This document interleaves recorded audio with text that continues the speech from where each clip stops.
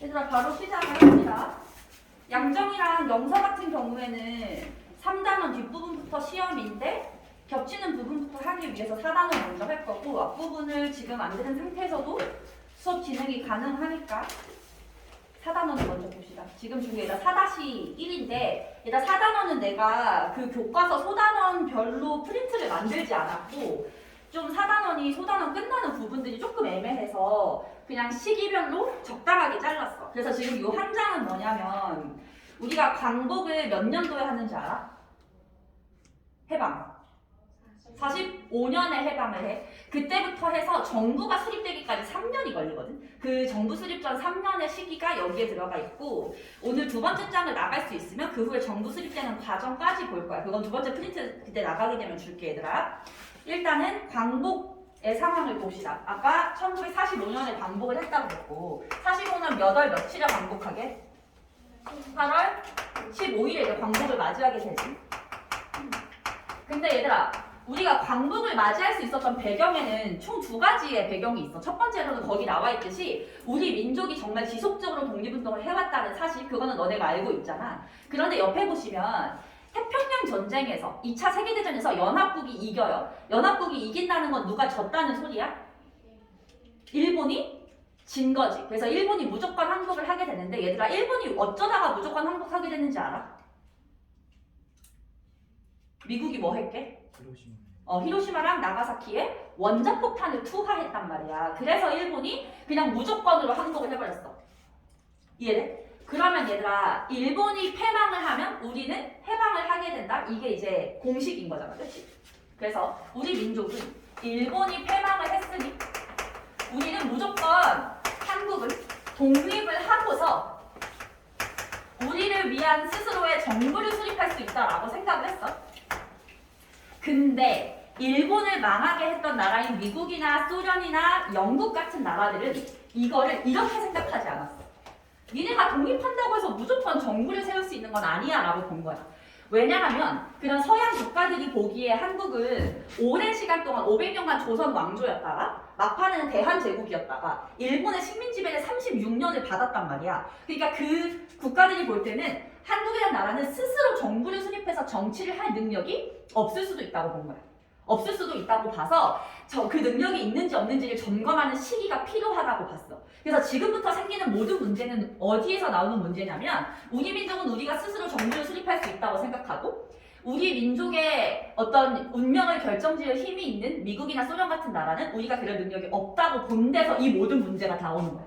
알겠지? 그래서 이제 어떤 복잡한 과정을 거쳐서 정부가 수립되는지를 볼 거고 그 원인에는 이런 게 깔려 있다는 거 이해를 하면 되더라. 그리고 거기다가 하나 더 어떤 문제가 있냐면 이때 전 세계적인 흐름으로 냉전이라는 상황이 있었거든.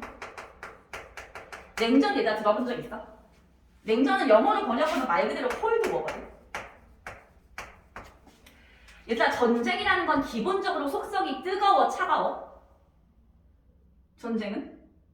너네 전쟁 상황 생각해봐. 너네 전쟁 터지면 뜨거워서 죽을 것 같아? 추워서 죽을 것 같아? 뜨거워서 죽지 않겠어? 폭탄을 던지든 총을 쏘든 뭘 하든 간에 다 뜨겁잖아 얘들아. 근데 앞에 콜드자가 붙은 건 사실 말이 안 되는 상황인 거야. 근데 왜 콜드가 붙었느냐? 실질적으로 뭔가 총을 쏘고 뭐 폭탄을 던지고 하는 그런 전쟁 상황이 벌어지진 않았지만 사실상 전쟁 상황이었단 거야. 사실상 전쟁 상황. 여러분 왜 그랬느냐? 누구랑 누구의 싸움인지 알아? 냉전? 나라로 하면 미국이랑 소련의 싸움이었지. 미국이랑 소련이 실질적으로 전쟁을 하진 않았지만 그런 대립 상황이었고 이념 분쟁이었단 말이야. 미국이란 나라는 자유주의 국가였고요. 소련이라는 나라는 사회주의 국가였어. 그래서 얘네가 미국 대 소련으로 전쟁을 하진 않았지만 각자 자기 편을 늘려나가기 위한 공작들을 하기 시작하는 거야. 그래서 미국이랑 소련은 동아시아라고 하는 지역은 되게 중요한 지역이잖아. 왜냐면 중국이랑 일본이라는 강대국이 있었기 때문에 그 나라에 어떻게 하면 내 편을 늘릴 수 있을지 지금 고민하던 시기란 말이야. 근데 너네도 알다시피 중국은 나중에 사회주의 국가가 되고 일본은 미국 편이거든. 왜냐면 일본을 미국이 패망시켰기 때문에. 그렇게 됐을 때 사이에 있는 한국은 누구 편으로 들어갈 것이냐가 얘네한테 되게 중요한 상황인 거야. 되게 중요한 상황이었고 이때 우리나라 안에서도 미국 편인 한국인이 있고 소련 편인 한국인이 있었을 거 아니야. 앞으로는 미국 편인 한국인을 우리가 지난번 시험범에서 민족주의라고 불렀거든. 걔네들을 앞으로는 두 글자로 우익, 우파라고 부를 거고, 사회주의자, 우리 계속 사회주의자라고 배웠잖아. 그 사람들을 좌익이라고 부릅니다. 이렇게 우익 좌익이라고 부르는 이유는 세계 지도를 펼쳤을 때 사회주의 국가는 대체로 세계 지도에서 왼쪽에 있고 자유주의 국가는 대체로 오른쪽에 있어서 이렇게 이름이 붙었다고 하거든. 어쨌든 앞으로 우익 좌익이라는 표현을 쓰게 될 것이다 라는 것까지 배경 지식으로 깔아야 돼, 얘들아. 이건 다 배경 지식이야. 그래서 중국은 사회주의로 들어갔고 일본은 자유주의로 들어갔을 때 사이에 낀 한국은 좀 심각한 상태였다 라고 하는 걸 보시고, 자, 그러면 이거는 다 배경 지식이고 얘들아, 이제 본격적으로 정부 수립 과정을 볼게. 정부 수립 과정에서 너희들이 중점적으로 봐야 될 것이 두 가지인데, 하나는 우리 민족의 노력, 우리 민족들이 어떤 정부 수립을 위한 노력을 했는지, 두 번째는 그 사이에서 미국과 소련이 어떤 일들을 펼쳐나가는지, 그 두 개를 좀 나눠서 이해를 하시면 돼요. 자, 첫 번째 바로 이번 조선 건국준비위원회는 별표를 합시다. 엄청 중요해. 조선 건국준비위원회. 얘는 앞으로 줄여서 건준이라고 부를 거예요. 건준. 학교에서 건준위라고 하기도 하지만 뭐라고 줄이는지는 그렇게 중요하진 않아. 건준이라고 부를 건데, 우리 이 부분은 지금 영서랑 준형이는 안 배웠는데 일단 위에다가 쓰기만 하세요. 이거는 그리고 금목은 다 배웠던 거야. 조선 건국 동맹을 재편한 것이다. 영서랑 준형이 써놓기만 하면 나중에 이 부분 배울 때 내가 다시 한번 설명해 줄게. 광복 전에 있었던 조선 건국 동맹을 광복하고서 재편한 거야. 건국준비위원회. 이름만 봐도 지금 뭐냐, 건국을 준비한다. 아까 말했듯이 독립을 하면 정부를 수립해야 되니까 그 정부 수립을 준비하기 위한 단체를 지금 만든 거지. 이 단체의 조직 상황을 보시면요, 조선 총독부가, 자, 조선 총독부. 얘들아, 조선 총독부는 어느 나라 거야? 일본 거지, 일본. 일본은 한 1944년쯤부터 우리가 광복하기 1년 정도 전부터 자기네가 망했을 때에 대비하기 시작했어. 근데 일본 입장에선 지금 뭐가 되게 중요하냐면, 한국 땅에 있는 일본 사람들이 목숨을 보존한 채로 일본에 돌아가게 만드는 거. 두 번째는 그들이 갖고 있는 재산을 완전하게 보존해서 또 일본에 가져가는 거. 이 두 가지가 되게 중요했는데, 상식적으로 생각할 때 우리가 어제까지 일본 식민이었다가 오늘 광복을 하면 당연히 저 일본 놈들이 뺏어간 우리 재산을 뺏어오고 싶고 다시 저 일본 놈들을 죽이고 싶을 거 아니야. 그러니까 그런 상황을 일본은 막는 게 되게 중요했어. 그래서 그 상황을 막기 위해서 누구하고 교섭을 하냐면 이 건준을 만든 여운형이라는 사람하고 교섭을 하는 거야. 빈칸에 안 나와 있고, 나 빈칸 안 뚫었거든요. 여운형 이름 동그라미 별표 하세요. 여운형하고 교섭을 합니다.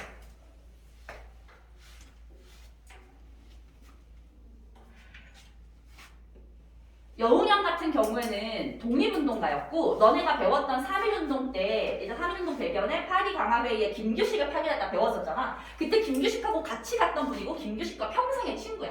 그러니까 이분은 독립운동가인데 조선 총독부하고 어떤 교섭을 하냐면, 일본이 이렇게 제안한 거야. 만약에 여운형 네가 우리가 망했을 경우 일본인들을 자기 재산을 들고 일본에 돌아갈 수 있게 해주면 이 조선 총독부가 갖고 있는 행정권을 너에게 넘겨줄게 라고 한 거야.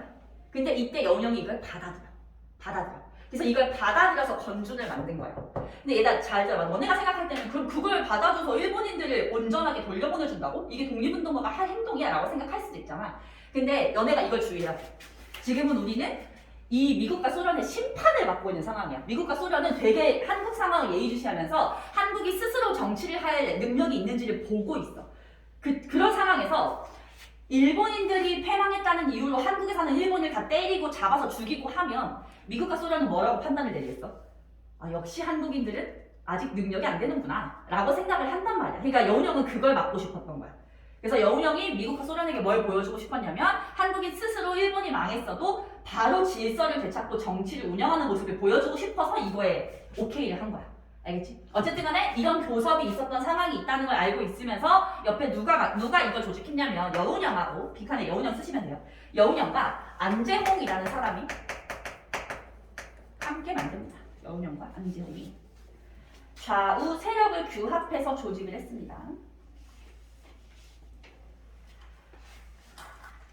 참고로 여운형 같은 경우에는 중도파인데요. 좌익도 우익도 아닌 중도, 중간에 있는 세력인데 중도 중에서도 살짝 좌익에 가까운 사람이었고, 안재웅은 중도 우익 쪽에서 더 우익에 조금 가까운 사람이라고 보시면 돼요. 물론 이런 걸 시험에서 물어보진 않지만 우리가 이미지를 가져갈 때 그렇다는 거야. 그러니까 이제 좌익 쪽에 가까운 사람과 우익 쪽에 가까운 사람을 같이 만들었으니까 좌익 우익 구분 없는 그런 단체였다라는 거죠. 건준이. 활동을 보시면 활동은 그냥 일과만 봅시다. 전국 각지에 지부를 설치해서 치안대를 조직해서 질서와 치안을 유지하고 국민 생활을 빠르게 안정시키고자 했다. 아까 말했듯이 우리 스스로 할 수 있다는 걸 보여줬어야 돼. 그래서 얘가 실제로 8월 15일에 광복하자마자 건준이 만들어지는데, 건준이 만들어지고서 광복 일주일 만에 모든 질서가 유지가 됐대. 그러니까 되게 대단한 거야. 얘들아. 이때는 뭐 무슨 TV가 있는 것도 아니고 뭐 해봐야 신문밖에 없던 시절인데 뭔가 정보를 알리는 데 있어서 그런 거를 일주일 만에 해냈다는 게 진짜 대단한 거지. 근데 변화가 있어. 변화가. 이제 조금 있다가 보시면 우리나라에 미국과 소련이 들어오거든. 미국이랑 소련이 한국인 스스로 정치를 할 수 없으니 우리가 도와주겠다면서 38선을 갈라서 북쪽에는 소련이 들어오고 남쪽에는 미국이 들어오게 될 텐데, 미국이 만약에 남한에 들어온다면 우리 스스로 정부를 만들 수 없게 할 거라고 이들이 예상을 한 거야. 그래서 그 전에 우리가 빨리 정부를 만들어 놓자 라고 생각을 해서 미군정 진출에 대비해서 이 사람들이 만들었던 정부가 조선인민공화국이야.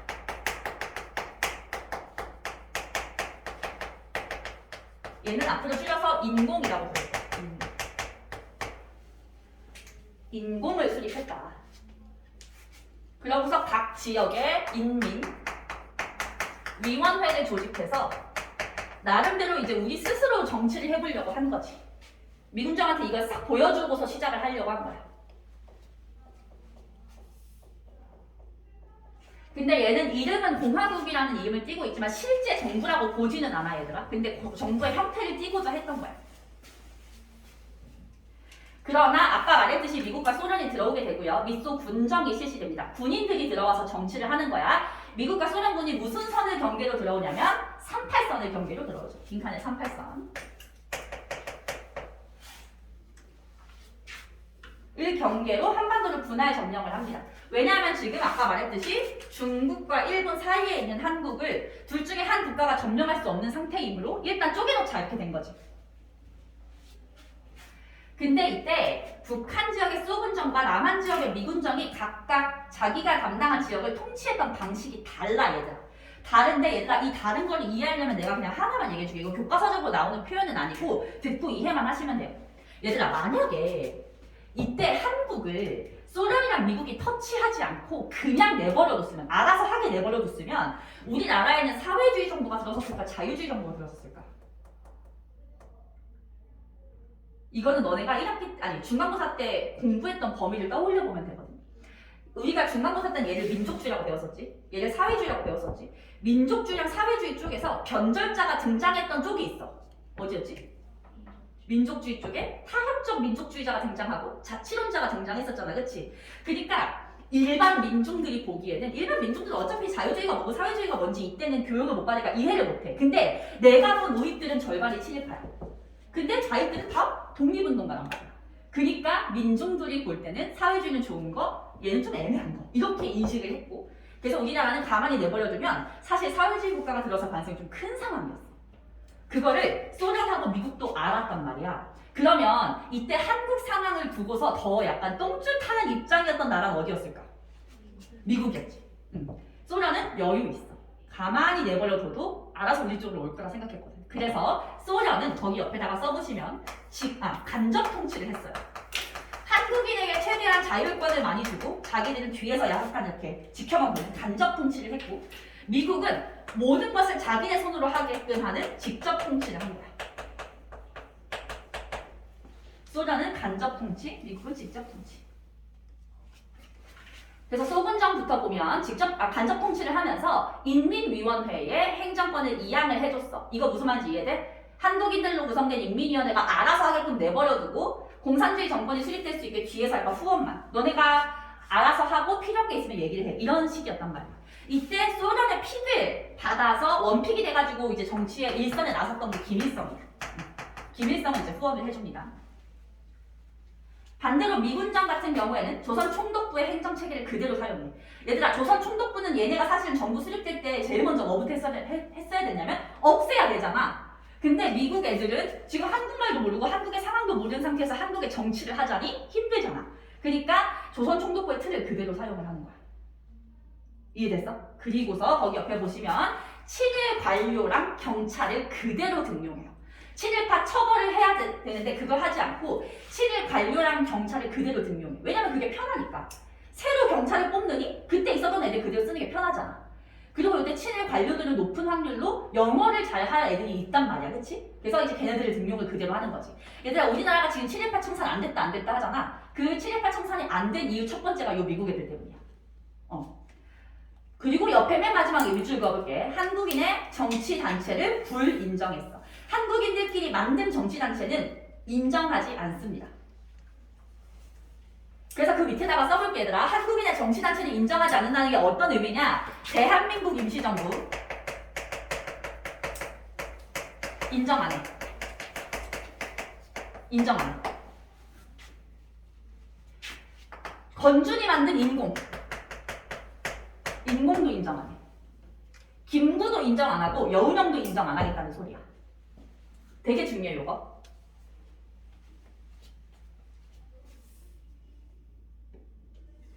그래서 지금 우리나라는 소련과 미국이 반반 갈라놓은 상태였고 우리는 남한을 위주로 공부를 할 건데 남한에서는 미국이 직접 통치를 하고 있었던 상황. 근데 그렇다고 해서 가만히 있을 순 없잖아. 어쨌든 우리들도 언젠가 미국이랑 소련이 기회를 줬을 때 기회를 잡기 위해서 정치단체를 만들기 시작해. 바로 이번이 우리나라 사람들이 만든 정치단체인데요. 위에서부터 한국민주당, 한국독립당, 독립촉성중앙협의회, 남조선 노동당이 있는데 남조선 노동당은 이름은 외울 필요가 없지만 딱 봐도 공산주의 계열이죠. 그래서 얘들아 4개 중에서 위에 3개는 우익 계열이고요. 마지막 4번째만 좌익 계열입니다. 다 남한에서 활동한 사람들이야. 남한의 좌익 계열인 거야. 마지막 4번째는.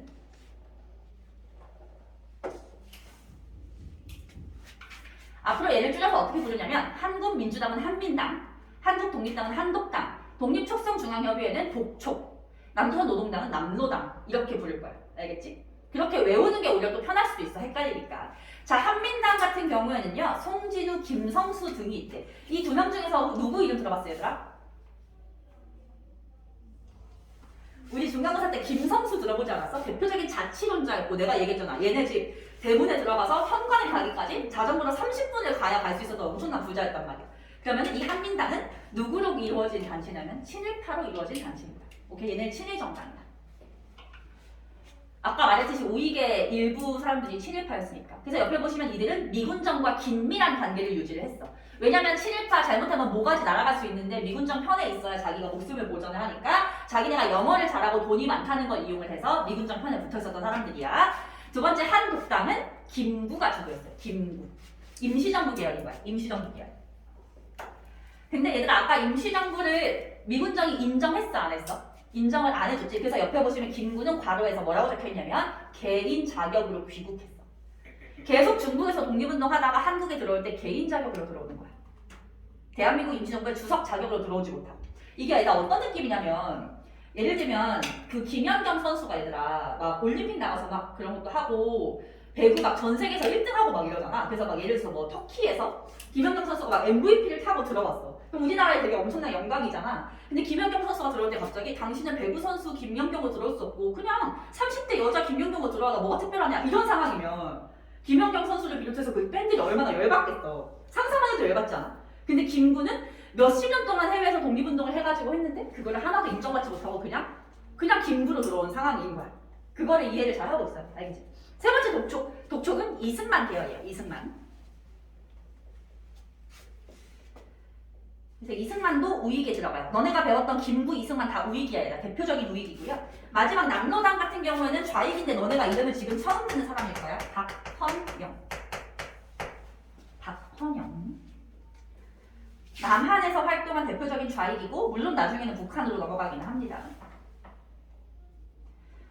그래서 지금 이렇게 쏘군정 일군정, 미군정 들어가 있고 한국인들이 나름대로 정치단체를 만들어서 활동하는 상황에서 어쨌든 요 강대국들은 한국의 정부를 수립해 줄 것인가 아닌가를 논의를 해야 돼. 그 논의를 하기 위해서 강대국들이 모인 회의가 열리는데 그 회의가 바로 모스크바 3국 외상회의입니다. 별표하세요. 모스크바 3상회의 이렇게 쓸게요. 줄여서. 세 나라의 외교부 장관들이 모여서 모스크바에서 회의를 한 거야. 요 세 나라는 미국, 소련에다가 이제 영국이 추가가 됩니다. 미, 소, 영 세 나라의 외교부 장관들이 모여서 회의를 합니다. 근데 이 회의의 결정사항이 거기 있는 동그라미 1, 2, 3번이거든 얘들아. 이 결정사항을 달달달달 그냥 외우고 있어야 돼. 옛날에 너네 얘들아 강화도 조약 배울 때 강화도 조약의 조약 내용 4가지를 그냥 기본적으로 외우고 있었던 것처럼 요것도 요 3가지 기본적으로 외워야 돼. 첫 번째, 한국에 임시 민주정부를 수립해준다.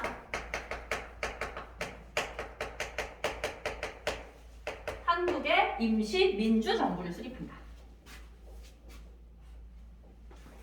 앞에 임시자는 그냥 없다고 생각해도 되고요. 그냥 한마디로 한국의 정부를 수립해줄 거야 라는 의미야. 한국 정부를 수립해줄 건데 아까 말했듯이 미국이랑 소련은 한국인이 스스로 할 수 있는 능력이 있는지를 좀 봐야 돼. 그래서 일단 두 번째로 어떤 정부가 수립될지, 자유주의 정부가 수립될지 사회주의 정부가 수립될지는 미국이랑 소련이 결정하고 있어. 그래서 그 결정을 하기 위해서 미소 공동위원회를 설치를 합니다. 미소 공동위원회를 설치해서 한국의 우익 정부가 수립될지 좌익 정부가 수립될지를 결정할 것이다. 미국이랑 소련이. 세 번째로 그 전까지 한국인의 능력을 키우는 그 기간 동안은 미, 소, 영, 중 네 나라가 최대 5년간 신탁 통치를 할 것이다.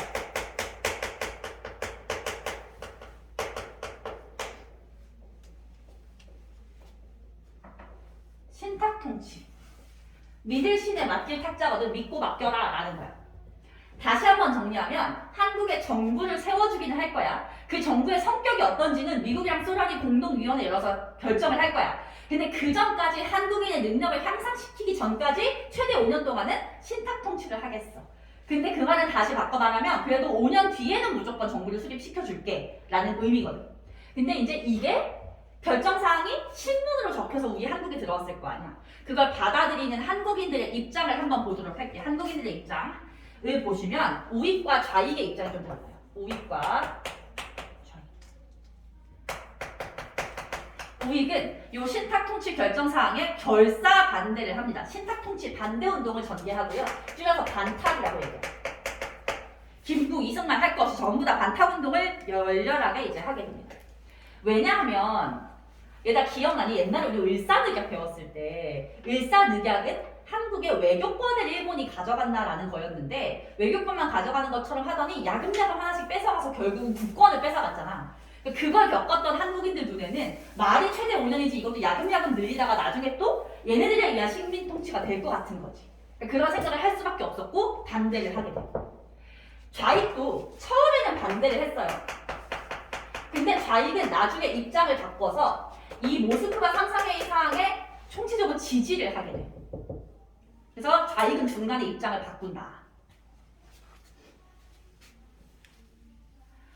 그 다음 중도 세력 같은 경우에는 그냥 간단하게 읽어만 보세요. 미소 공동위원회가 열리면 그걸 적극 후원을 하겠다. 하지만 신탁 통치를 하느냐 마느냐는 나중에 협의를 해보자. 이런 쪽의 입장이었다. 근데 중도 세력 입장보다는 우익 좌익의 입장 위주로 암기를 하시면 됩니다. 얘들아, 지금 우익과 좌익의 모스크바 3상회의 결정사항에 대한 입장이 같아 달라? 우익이랑 좌익의 입장이 다르지.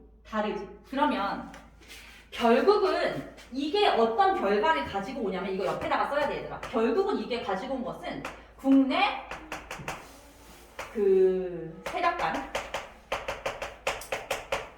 대립이 격화된다는 거야. 국내 정치 세력이 격화된다. 국내 정치 세력 간 대립이 격화된다. 저 결론이 조금 더 중요해.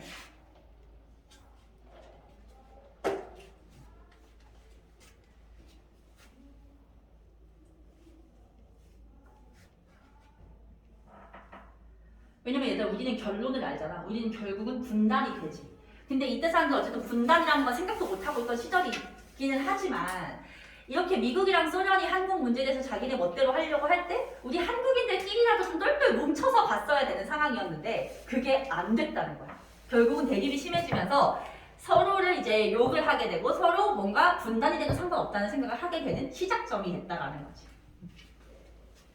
어쨌든 한국인들끼리 우익해야 알아서 막 싸우고 있는데 그거 상관없이 미국이랑 소련은 자기네 할 일을 합니다. 바로 3번에 1차 미소 공동위원회가 열리죠. 앞으로 미소 공동위원회는 줄여서 미소 공위라고 부를 거고요. 1차 미소 공위가 열립니다. 근데 나 1차 미소 공위 옆에 땡땡 부분에서 내용을 보시면 결론부터 말하면 결렬돼요. 결렬된 이유는 밑줄 그어봐. 임시정부 구성에 참여할 정당사회단체 선정 문제로 대립을 하다가 결렬돼요. 무슨 말이냐면 어쨌든 정부 수립 과정에 한국인들을 끼워줘야 될 거 아니야. 미국이랑 소련이 100% 하진 않겠지. 근데 그때 어떤 한국인 단체를 끼워줄 것이냐를 두고서 싸운 거야. 밑에서 소련과 미국의 입장 한번 볼게. 소련 같은 경우에는 봐봐. 우리가 이 미소 공동위원회를 연 거 자체가 미소 공의를 연 거 자체가 모스크바 3상회의 결정 사항 때문에 연 건데 모스크바 3상회의 결정사항에 반대하는 애들을 왜 끼워주니 이거야. 무슨 말인지 알겠어? 모스크바 3상회의 결정사항에 지지하는 애들만 데리고 가자 라는 게 소련의 주장이었어. 한마디로 누구만 데리고 가자는 거야? 좌익만 데리고 가자는 거야. 옆에다가 이퀄해서 좌익만 이렇게 써보자. 소련 거기 내용 끝에 좌익만. 모스크바 3상회의 결정사항을 지지하는 단체만 참여할 것을 주장한다. 이퀄 좌익만 참여시키자. 그렇게 되면 100% 좌익 정부가 수립될 테니 미국은 이걸 막을 수밖에 없겠지. 미국은 어떻게 그러냐 그렇다고 해도 모든 단체를 참여시켜야지 라고 주장을 하다가 이 사이에 절충안을 찾지 못하고 결렬됐어. 얘들아 우리는 지금 다 결론을 알고 있어. 어쨌든 분단이 됐지만 우리는 정부 수립을 했고 지금 되게 잘 먹고 잘 살고 있으니까 이때 상황 이해가 안 갈 수 있겠지만 이때 한국인들은 한치 앞을 모르잖아. 한치 앞을 모르는데 우리에게 정부를 수립해주겠다고 미소공의가 열렸는데 그게 결렬됐으면 최악의 상황에는 뭐까지 될 수 있냐면 정부가 수립이 안 될 수도 있다는 생각이 들잖아. 그래서 되게 불안하던 차에 이승만이 나타나서 이상한 발언을 하나 해요. 이승만의 무슨 발언이냐면 정읍 발언이거든. 정읍.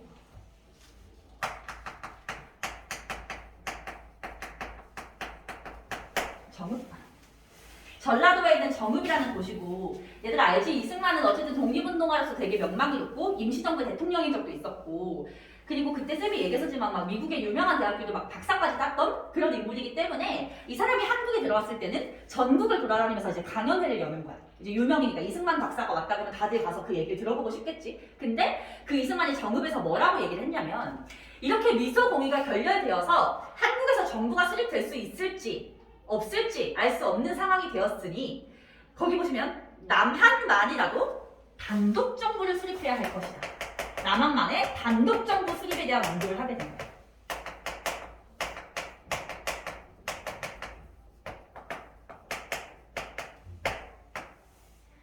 남한만의 단독 정부 수립은 한마디로 분단을 의미하지.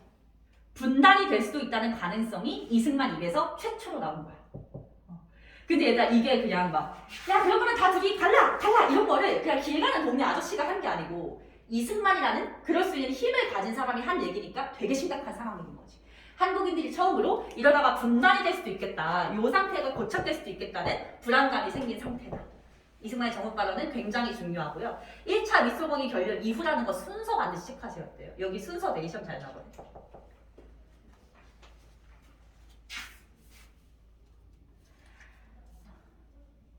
자, 그런 상황이다. 그리고 일단 밑에 있는 좌우합작 운동까지만 보고 한번 쉬자. 이제 좌우합작 운동을 볼 때 이제 좌우합작 운동은 별표 3개입니다. 엄청나게 중요해.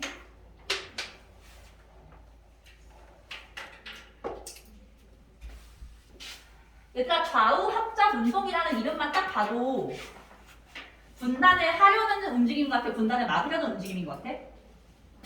막으려는 움직임이겠죠. 좌우합작 운동.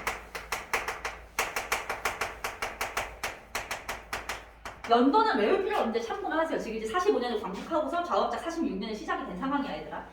배경에다가 별표 한번 해볼래? 배경 되게 많이 물어보거든. 특히 서술형 나오는 학교는 서술형으로 많이 물어봐요.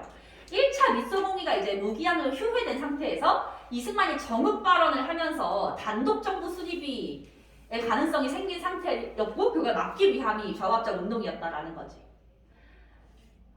전개했던 사람은 거기 보시듯이 중도 세력이고요. 중도 세력. 우익도 좌익도 아닌 중도 세력. 대표적으로 빈칸의 이름 여운형과 우리가 앞서서 배웠던 김규식. 여운형과 김규식 두 사람이 주도했다. 당연히 이름은 엄청 중요하게 외우셔야 됩니다. 너네 특히 이번 시험 범위지 여운형 굉장히 중요하다는 거 느낌 오지? 여운형은 아까 말했듯이 약간 중도 좌쪽이고요. 중도 좌쪽이고 김규식은 중도 우계열이었어요.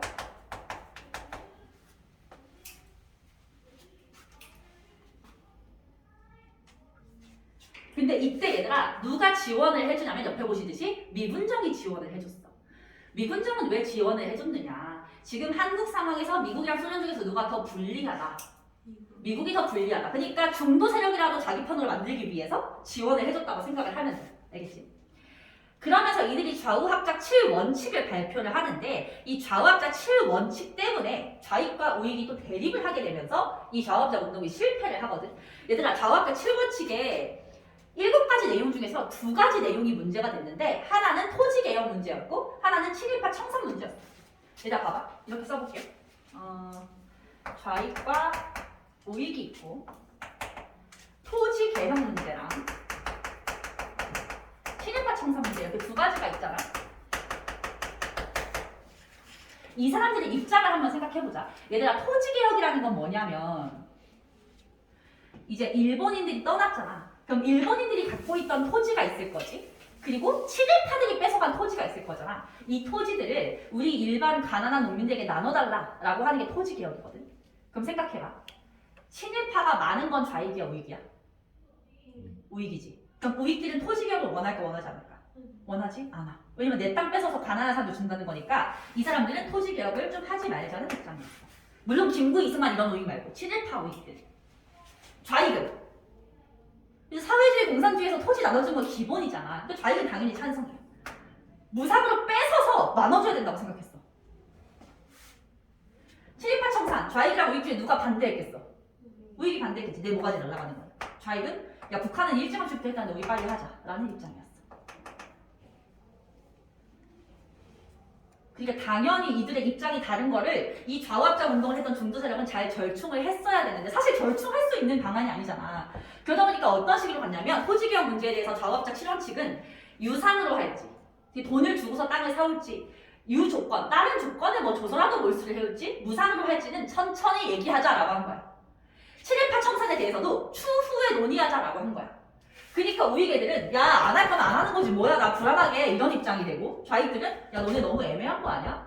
난 딱 떨어지기 좋아 이렇게 입장이 되면서 둘 다 좌우합작 운동을 반대하게 돼요. 이럴 거면 나 안 해 이렇게 될 수밖에 없는 상황인 거지. 어쨌든 간에 그래서 결과는 실패인데요. 실패한 원인을 3가지를 외워주셔야 돼요. 첫 번째 미군정이 아까 지원했었지. 이제 지원을 철회합니다.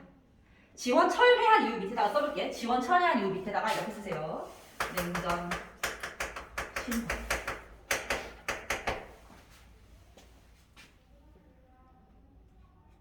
너네들은 몰라도 되지만 얘들아 1947년이 세계사적으로 봤을 때 냉전이 가장 심했던 시기거든.